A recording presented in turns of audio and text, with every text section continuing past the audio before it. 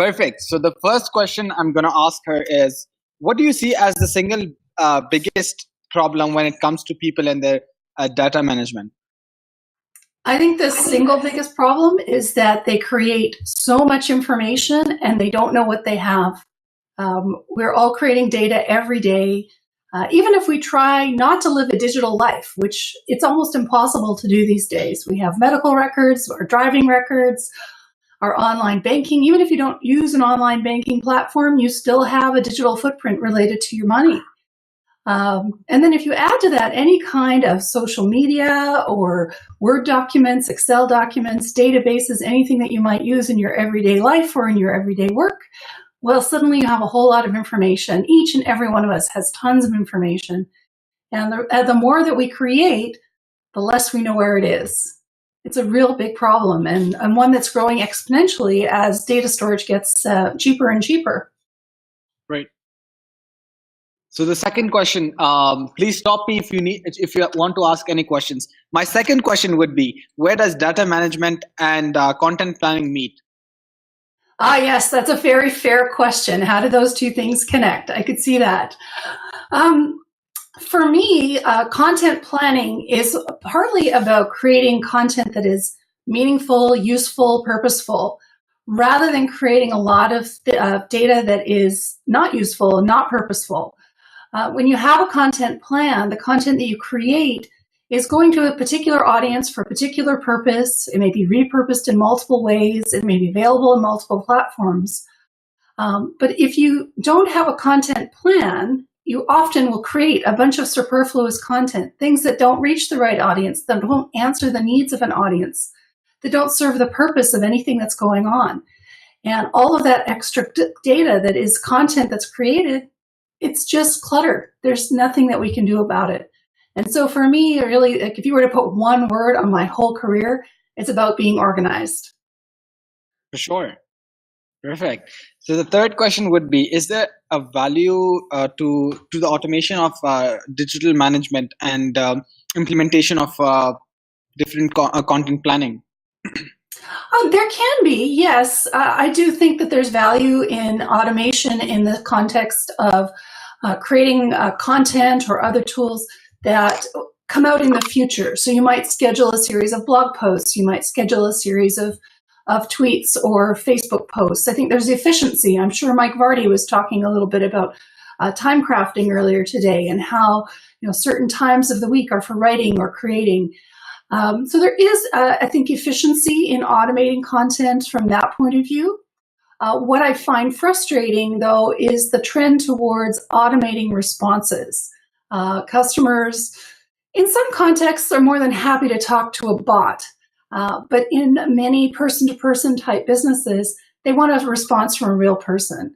So automating replies, direct messages on Twitter that come in that say, hey, thanks for the follow, sign up for my email list, or thanks for the follow, connect with me on Facebook. It's just not how you go into a cocktail party and introduce yourself. You might actually ask a question. So what do you do? How are you feeling today?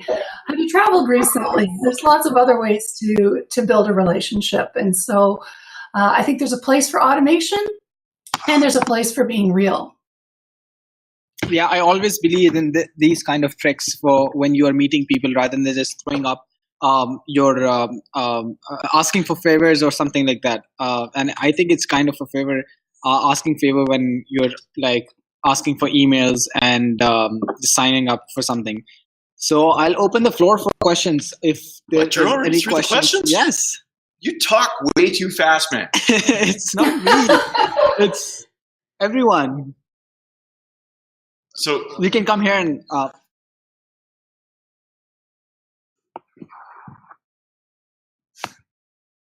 so here we've got one question from Levi. Hi. So my question to you is, so you're talking about data and content. What would you say is the main content that people don't keep, perhaps, that they should be collecting that could be useful later? So what type of data do people maybe not consider valuable that they should be saving, or is that a thing? That's a question. I think people keep a lot of data but don't see the value in it. A great example that everybody can relate to is photographs. We all carry around these high definition cameras in our mobile phones. And quite often we'll snap pictures throughout the day or have opportunities to create pictures. And those pictures can be repurposed as notes in Evernote. They can be repurposed as content on social media. They can be repurposed as memory joggers to something that you might want to do or purchase or add to your life at some point. That kind of data is great, but if you, like me, I think probably I've got 10,000 photos on my phone. If I didn't have those organized to some extent, I wouldn't ever know where to find the pictures that are notes to myself, the pictures that are content that needs to be shared, the pictures that are things I want to purchase down the road. So taking time to figure out how we're using the tools when we create the data, and then adding where the technology allows us, adding the appropriate tags or facial recognition features so that we can pull out the information. My son is only 11 years old, and we have close to 50,000 photographs of him. That's a lot of photographs, and I look back at my own childhood. My dad was a big picture taker. He took pictures on 35 millimeter slide film, and there's maybe a couple thousand pictures of my whole childhood. Go back another generation to my mom. I think we've got less than 10 pictures of her. She was born just after World War II. Go back to another generation. I'm not sure I have childhood photographs of my great-grandparents. And in some ways, having less makes those pictures more treasured. And in other ways, having the variety allows you to tell a child's story or tell a person's early history. With images. We live in a visual time. We're doing video now. Video stories are also going to be a big part of what we do. And when I talk about photographs, I think video and photographs are very closely aligned right now. It's all about what we can see. And there's good educational research behind that. What we see in cooperation with what we hear actually creates better retention. Many of you in the room are students, and so I'm sure that you can appreciate sometimes professors will put an image up on a slide in their PowerPoint presentation. Well, I would assume that they're doing that from a very grounded design theory, where they're helping you anchor your idea in that little sketch or little image, even though it might not be of the object that they're talking about. Often, especially in academia, we're talking about really concepts and paradigms and things that are hard to put pictures to. But by having a picture there, it actually helps us remember what we've seen. And then when we recall that information later, it helps with our learning on an ongoing basis. Does that help a little? Yep, that's great. Thank you. You're welcome. I'm getting some feedback on the line, so it's not on my end, but hopefully you're not hearing that. With all the tech issues that we've had today, Angela, I'm not surprised. So it's interesting that you talk about the images of your family and so on. One of the things that we've talked about today with Fiona and with Steve and with Mike is the access of information that we created for evergreen use, for repurposing. How do you organize that content if you don't know what you're going to be repurposing it for down the road? That is a really good question. I think you have to take your best effort to categorize it at the time that you create it. In the book I've just finished writing, it's called Declutter Your Data. I talk about dealing with, let's stick with photos and videos for the moment. And one of the things I say is, start from today moving forward, because you, like me, might have that 50,000 photo history. But from here forward, think about how you think you might use something and help yourself by organizing it or tagging it or categorizing it or filing copies. There's different ways to do that.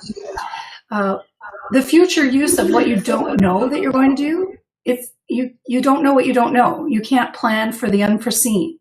But if you have some degree of organization, you know that you have a file of photos that are all from beaches and you need some beach images for a campaign for a hotel, well, at least then you know that you have that file to go to.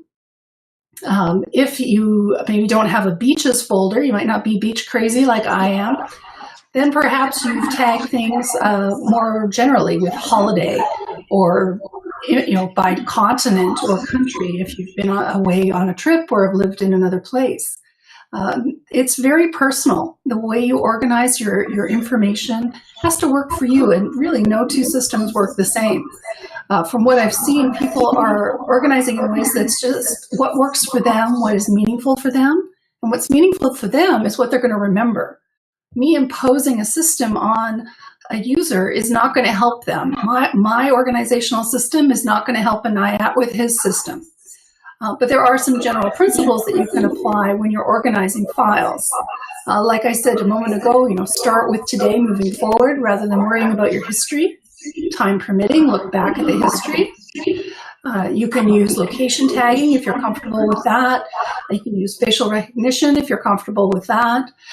You can use keywords that you can add in categories and tags. Like every single word processing document, spreadsheet, a database, any of those kinds of things, you can edit the metadata around the document to include certain keywords. And that will help you in finding your own information within your digital clutter, because we all have digital clutter. For sure. Yeah. Okay. We're because this has been a day of we're just going to make this up as we go along. Cadi Jordan is now ready.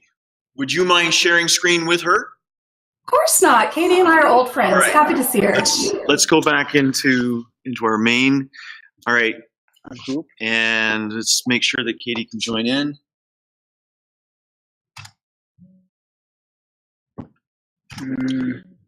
I've said join now, so hopefully she'll show up here in a second. Okay, click and drag her up and see what happens. Hi. And ta-da! There you go. Hey. Okay. It works on the Big Mac, but not on the MacBook Air. It will not do it. Okay, well, we've got you. That's all that really matters. Yes. So, ladies and gentlemen, this is Cadi Jordan of Jordan Consulting. She is a professional within the health and wellness industry. She has an abundance of experience in social media marketing, especially within those industries. And we brought her in today to talk about niche marketing and how to utilize social media in the niche marketing space. It works well with having Angela Crocker in here because Angela Crocker is about content planning, and the two marry up really, really well. Cadi, welcome. Hi. Great. So what we're going to do is we're going to hit you with the questions that we had planned for you, and then Angela, you can pop in with your answers to Cadi's questions as well. Oh, well, if that's okay with you, Cadi. Perfect. So the first question is, we know that small business in Canada is the strongest driver of growing Canadian economy. What is the most important thing for a small business to consider, especially one in the niche market, to consider in their own market? For small business and those in the niche marketing area, I'm getting feedback. Are you getting feedback on your end? We're not hearing it on our end, so that's at least good. Okay, I'll just try to keep it. So as far as small business and a niche market goes, I think marketing and moving towards the future, an important thing is just really starting out with that plan, as Angela has in the content planner. But really just having a solid plan in place, because your marketing spend isn't going to be as big as a medium to larger size business. So you really want to be very specific in where you're directing your efforts and how you're going to. So just being very specific. I would add to what you say, Cadi, and I'm still surprised how many businesses choose or hesitate to create a website as a core home base for their business. I was sure you would agree that having somewhere that you own on the internet that you can refer all the social channels and content back to for sales or further information, list building is essential. Yeah, I was just telling a client that earlier today. We were talking about the changes over at Facebook. Advertising, which most of my clients do have an advertising spend, if not all of them. But yeah, she just said, what are we going to do? And I said, we're going to reallocate. We're going to replan. And we're going to figure it out, because she has a very active group too. So for her as a business, that works. When people are very active in that group, she gets a lot from it. And you just have to be specific. She's got her own website. I said, you just redid your website. It's beautiful. You have your own real estate. You have your list. you have all the pieces. There's people that just start a business, small businesses out there, and all they do is start a Facebook page and think that they're going to get traction off that. It's a common story, unfortunately, and one of the biggest lessons that the students in the room at TRU today can take away to wherever they end up as entrepreneurs or as employees of businesses here in Canada. For sure. So, yeah, that was really interesting. Let's move on to the second question, which is, what are your favorite tools to use in marketing a small business? Okay, I have a lot of favorite tools. Some of them I use because I am an agency that a solopreneur might not use as a small business owner. However, most of them definitely you could use. I don't use Hootsuite as much as I used to back in the good old days. It is a big shout out to our Vancouver-based company. Use it more for monitoring, having conversations and engagement. But other tools, some scheduling there on occasion. But another new favorite tool is called SmarterQ. And yeah, SmarterQ. And I've just been testing it out with some clients' accounts, and we're able to get some great scheduling happening there for specific content. And then they're also able to then just jump on and engage and freeze your time up to do more engaging, right? Yeah, for sure. Yeah. Angela, do you want to say anything about it? I've actually been going analog in recent months, year or so. Not that I do everything manually, but I have been doing more things pencil on paper in terms of planning, sort of getting away from the distractions of the computer or the phone and turning everything off or putting it in another room and sitting down. I'm very fond of my Moleskine notebooks, and me and a pencil and a couple of hours, I can map out a content plan for a whole quarter for myself or for a client, and then go into a tool like, I don't know SmarterQ in particular, but that sounds like it would be a great marriage with that system to get the content created. I'm also a big fan, and this is something I've only added recently in terms of team communication for the creation of content, the app Slack, which is a shared communication workspace task list. You can assign things to people. You can have conversations on multiple threads. And it's a free app. You can get it up for your browser. You can get it for your phone. It syncs really well. It doesn't take a lot of bandwidth. And can be, I think one of the most important things is to really streamline communication amongst team members, whether it's through Slack, Basecamp, a shared Word document, I mean, whatever it is that the scale of your team needs. Katie, what do your team use? You know what? We've gone back to Google. Yeah? A lot of clients really like hopping in there, and they might share it with another service provider, so then they can just share a link so that files can be uploaded. So we have kind of gone back to that, but I have used Basecamp, Slack. There's just different tools for different businesses and different people, so whatever works. But I try to keep everybody all in one spot when we get rolling together. I agree with that. I think it's also important that it's easy to get dazzled by the bright, shiny object syndrome of, hey, oh, well, the other group is using Slack, or they're using Asana, or they're using whatever. Evernote, yes. Well, and, they all have great value. But I think as we look at how we're using technology, it's really helpful to just choose something and settle with it.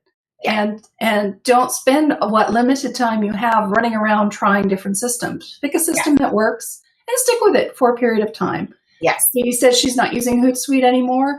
There's many people who aren't using Hootsuite anymore. There's many people who are moving back to Hootsuite or starting with Hootsuite. If that's their tool of choice, great. But be consistent and get on with the business of doing business. Don't get caught up with the Yeah, it's really easy to try. And that's why I rely on people like Mike Vardy and Steve Dotto, who've both been on today. They're kind of among my go-to gurus for, what's worth my time to try out. Agreed. Perfect. So I know whom to go for that next time. So the next question would be, where do you see small businesses or niche businesses going into in next 5 to 10 years, and why? Niche businesses, I feel like there's already a movement now towards more collaboration and taking things offline, which I love.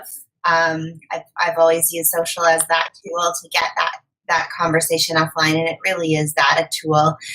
So I have been enjoying seeing that. I've been enjoying having clients that are planning events in storefronts, in pop-up shops, in fashion stores, things like that. So I see that, they're getting a boost in their business from that. They're getting exposure in other areas, but they're also making sales because of that. So I think collaboration is key in moving forward as a small business for sure.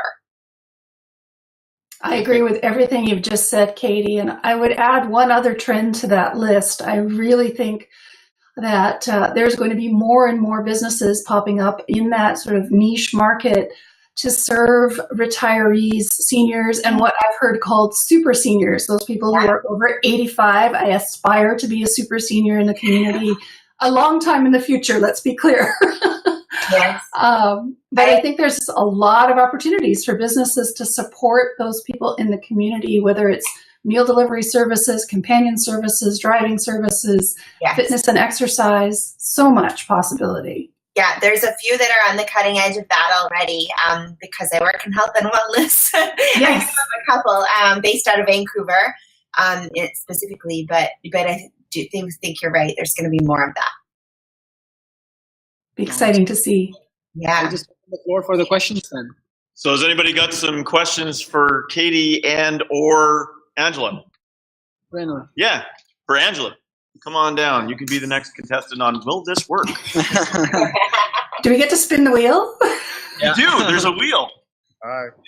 Hello. All right. So my question for you, Angela. I heard that you wrote a book on planning, and I want to know your process of how you did it, how you organize your time, what time you allocated to write in your book, because I'm in the process of writing a book as well, and I just want to get your advice. Well, first of all, congratulations. Making the decision to write a book and actually taking action to do it is a huge first step. The Content Planner is actually my third book, and I've just finished writing my fourth book. So I'm happy to share a little bit about my process. Now that I've done it 4 times, I feel like I have a better understanding of my own process.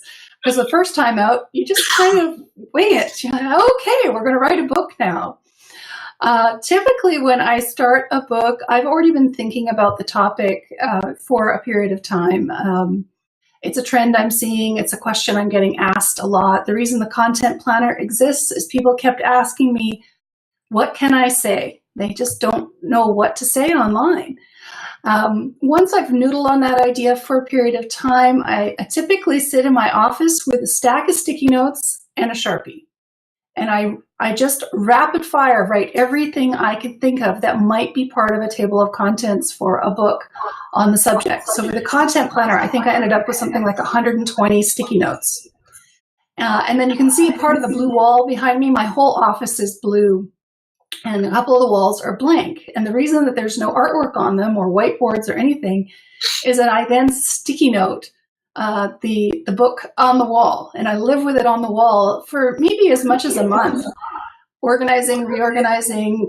Eventually you realize that some of those 120 sticky notes are all on the same topic or they're parts of the same chapter, and you whittle it down and put it into a sequence. And once I get to the point where I feel like I've got a pretty good working sequence, then I sit down at the computer and I type up all those sticky notes into an outline in a Word document, or I actually work in Google Drive a lot of the time in early drafts so that I can add things from my phone if I'm at my son's Taekwondo practice. I can add things when I'm on campus at Simon Fraser University. I can add things when I'm at my desk where I have a proper keyboard and my laptop running. And then from there, I start building out the book. For me, it's about iterative drafts. So the table of contents, the outline, I then go in and start adding. I might add some quotes from research I've pulled. I might add my own thoughts. I might add the names of experts I want to interview. I might add notes about, hey, I need to do a survey about this topic to see what a group of people are thinking. And over the course of usually 6 to 8 months for me, and that's quite fast, so please don't judge yourself in terms of time. I'm just sharing my process. Though that outline fleshes out into a book that is of significant length and that I feel good about in terms of voice and craft. If you're aspiring to write a book, I think it's also a good idea to just take a really hard look at your own writing. And if you need a little help with grammar, for example, many people do, then take a grammar course. Or, if you have trouble, I always know I'm tired when I'm writing when I get my homonyms mixed up. Your and your, there and there, those kinds of things. So figure out, where your little trouble spots are in your writing and do whatever you can to learn the craft of writing. And that sometimes happens not in a big project like a book. It happens in a blog post. It can happen in newsletters. Heck, get out some paper and write a letter with a pen to your grandmama. Whatever it takes, write every day. There are great processes for writers practicing. I do a variation of something from Julie Cameron's The Artist's Way. Her process is called morning pages. And what she recommends is that every morning, first thing when you wake up, before you do anything else, you just write, pencil on paper or fingers on keyboard, and you write for 5 or 10 or 15 minutes. A lot of it is terrible because you've just woken up and you haven't had a cup of tea or a cup of coffee. But then you're getting your mind used to writing. The other thing that can help is having a writing ritual. And I didn't catch all of Mike Vardy's talk to the group earlier, but I would guess he talked a little bit about routines. And when you're a writer, one of the things that can really help is having a writing routine, a series of things that you do as you sit down to write, so that you're comfortable, that you have your tools at hand, you're not rushing about looking for a power cord because your laptop's about to run out of power. And as you do those writing ritual things, your mind settles into writing mode because it does take some focus. Once you get to that point where you have a manuscript, if you aren't fortunate enough to already have a publishing plan in line, you might be self-publishing or working with a publisher, or maybe you're going to publish it in sections online. At that point, you can either make some decisions about what its future is going to be, so you know what you're aiming for in the finished product. And very likely you'll work with an outside editor at that point. And if budgets are tight, the editor can be your roommate, it can be your mom, it can be anybody you know who's willing to read your work that you think has better grammar and spelling than you do.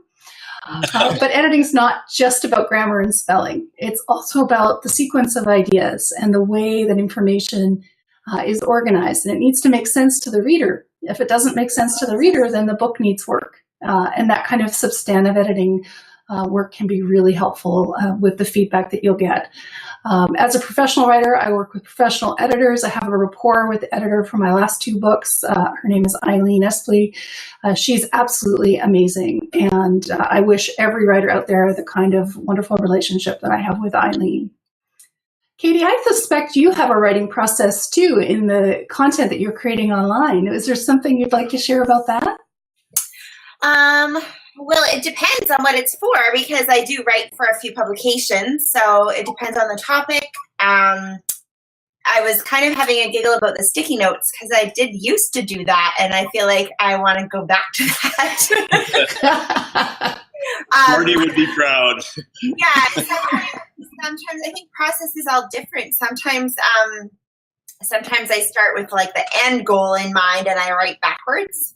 That kind of sounds funny, but maybe the last few key points, once I have those, sometimes then it spurs on the actual introduction part of a post. So, yeah, it does depend on the type of content that it is. Absolutely. And I think that's part of the writing process. Writing is so much more. And the style of writing matters too. Is it a business writing project? Is it a fiction writing project? Is it poetry? Is it something else? Academic writing. I'm a graduate student at SFU at the moment, and I'm shifting between writing for my audience in my books, which I write in a very friendly, easy to understand style. It's like we're having a conversation, which is very different from the work that I'm having to do for my professors and the kinds of academic papers that I'm having to submit to meet the credential that hopefully will be conferred next year. So I didn't catch your name. I'm so sorry, but good luck with your book. And do send me a tweet or an Instagram or something. Let me know what it's about. My name is Rainier McKinney. I'm also an artist as well. I do a lot of paintings. But my book that I'm writing a novel. It's going to be a... There's a painting. Wow. I'll share the picture on the Facebook soon. Once we are Yes, done with please, it. Anayat. I'd love to see. So, Katie, I got a question that I wanted to ask because we are talking about small business in the online world. Yes. When we're dealing with a small business wanting to start creating its footprint online, and it's in a very niche market space. Like, for instance, if you take a look at what I'm doing with the digital hallway, that's a very niche market space where there isn't a whole lot of competition, but there also isn't a whole lot of knowledge about the product that I'm trying to get out there. There's interest, but how do I get that interest into the larger marketplace? You specifically, I know we've already talked a little bit behind the scenes, but I do see you getting more by doing this via speaking, and I think maybe you should visit with Angela and get writing. You're the one, like, your book is your new business card, so to speak, and Totally. need to get this message out. And you, Sean, have so much content around this. You've been working on it so hard for so long. That specifically, those are my thoughts around what you're up to and how to get that out. Okay, so then how about somebody with a really physical product, whether it be health and wellness industry or somebody who is a painter or an artist of some sort? How do they take that content into the larger space so that it can actually be seen? What kind of recommendations would you have to have somebody start creating and communicating with a very specific audience? Then I get into the collaboration piece and who are you going to be able to piggyback off of, depending on what that product or specific service is. There's a lot of really good, I just was at a business event with Forum for Women Entrepreneurs a couple of weeks ago, and I met this lady from the interior, and she's very specific. She has 3D printers, and she makes forms. Like, I don't even know exactly if I'm understanding the work of what she does. Her printers make things for development companies, for example. And she started, she's like, I had to get my message out. And yes, I post online, I post on social media. I'm trying to use my LinkedIn more. And I was like, well, that works for her because she's working with developers. But she said what really helped was speaking as to how she won an award because her work is eco-friendly, which is also my space. And so also piqued my interest. But she's like, I started getting invited to speak because I'd won this award for my work. And it's so specific, but she goes, getting out there and actually networking and collaborating and getting offline is what's grown my business to the point that it's at now. So again, it comes back to kind of the old school word of mouth, get to know collaborating and putting yourself out there for sure. May I add something, Katie? Yeah. I think you've really hit it, that with the last 10 years or so, we as a society have been really dazzled by the technology. And a lot of business owners have embraced the technology, social media or blogging or whatever it is, assuming that the technology is going to do the work. And it's not. It affords the relationships. It creates the opportunity to make the connections. It bridges the communication in between the face-to-face, whether it's video chatting as we are now, or in-person opportunity. We'll all gather, many of us will gather in May at social media camp, as we do most years. But in between, there's these moments of connection that are facilitated through technology.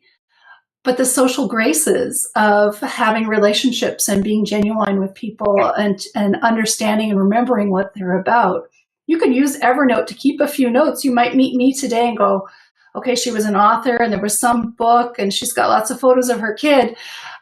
If that's all you remember tomorrow morning and you make some notes about that so that next time we meet, you can read that and jog your memory, then you're using the technology to help build our relationship. But you're never going to show me those notes. That index card method, as it's called, oh, you couldn't see my air quotes. There we go. It's old school. It goes back to business, 100 years ago, the concept of a Rolodex, the handwritten notes about customers, the financial files. We've just created technology that makes it a little easier to share and a whole lot lighter to carry around.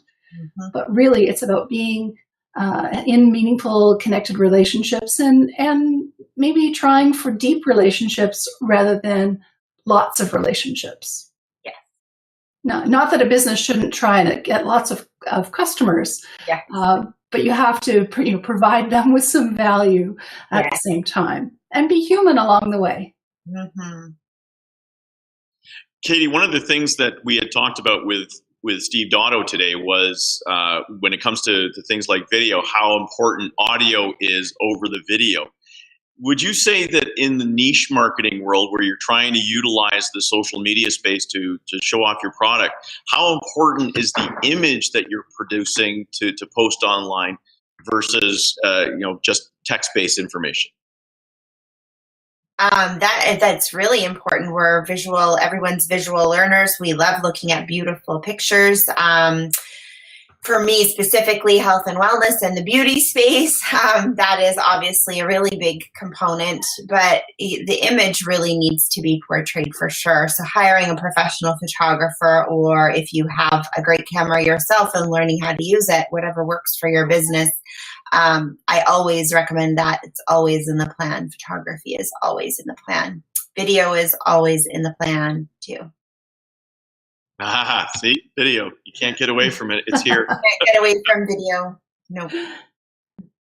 Now, and especially when we're talking about social media online, and I know that this is something that a lot of professionals are talking about now, is the use of images that are found online. So if you are, you're looking to talk about a specific product, you go onto Google, you search the product name, you grab an image, and you use that image.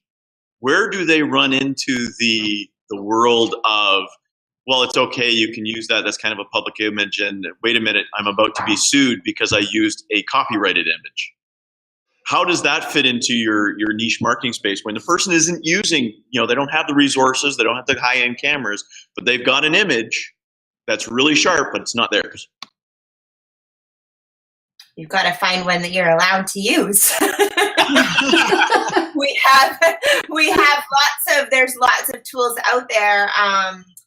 One that we use is stock.adobe.com. So that's paid, but there's lots of free platforms out there for finding images too. And really, there's lots of different ways to look at it as far as getting some great images goes. I have a photographer that will do a dozen product shots. They're really great, like flat lay, for example, of product work. And she charges too little. She charges $85 for a batch of a dozen images. It's not very much. That could fit in. That's insanely affordable. When we're done my discovery session with her, she might charge more. But she is doing beautiful work, and so there are a lot of options out there. There's photographers that have been doing work for a really long time, and yes, they charge more, but a dozen images can go a long way, especially if you're adding other content in between, whatever is part of your plan. So yeah, there's places you can go to like Adobe and other free sites. But also just reaching out. Maybe there's a photography student that wants to get their work known, and there's lots of different options I think out there to try and get the imagery done for your content pieces.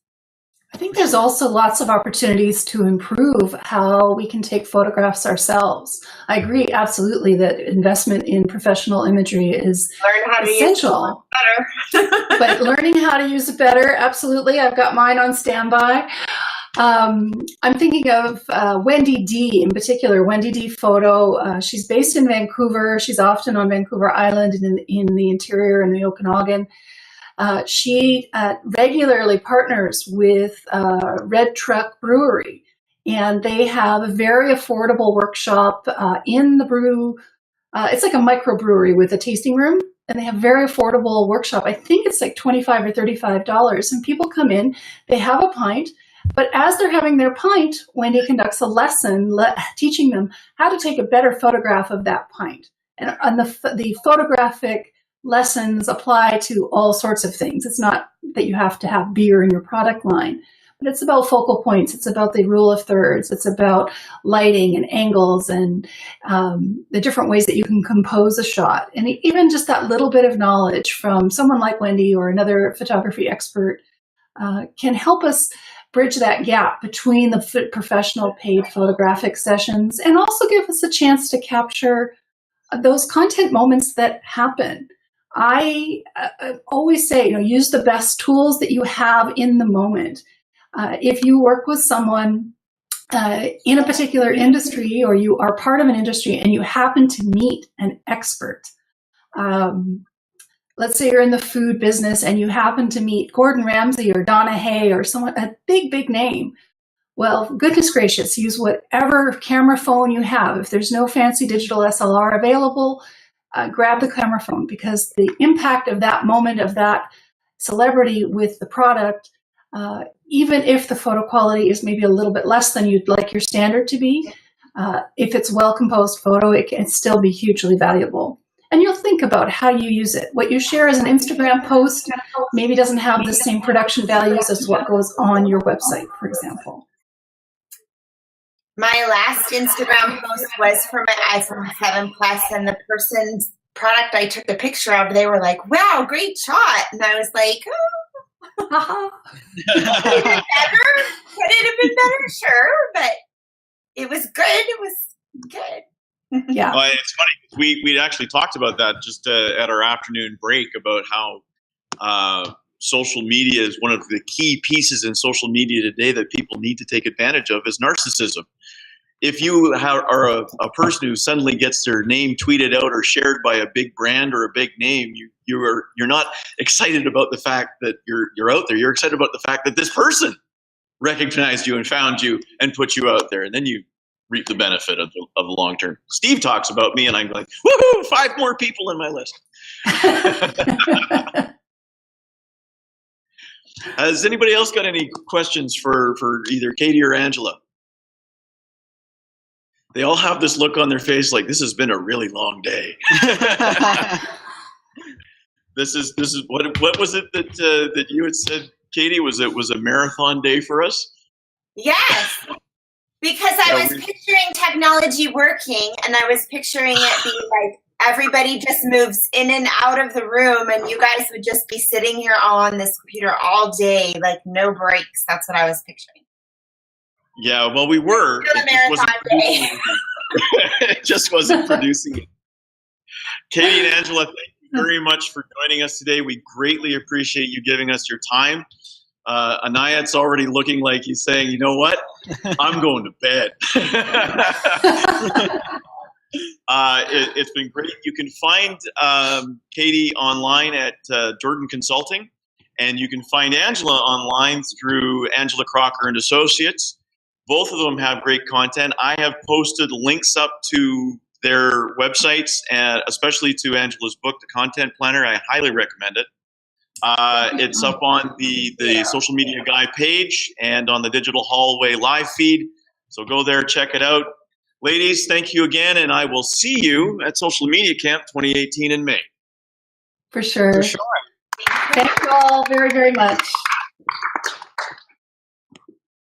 See you.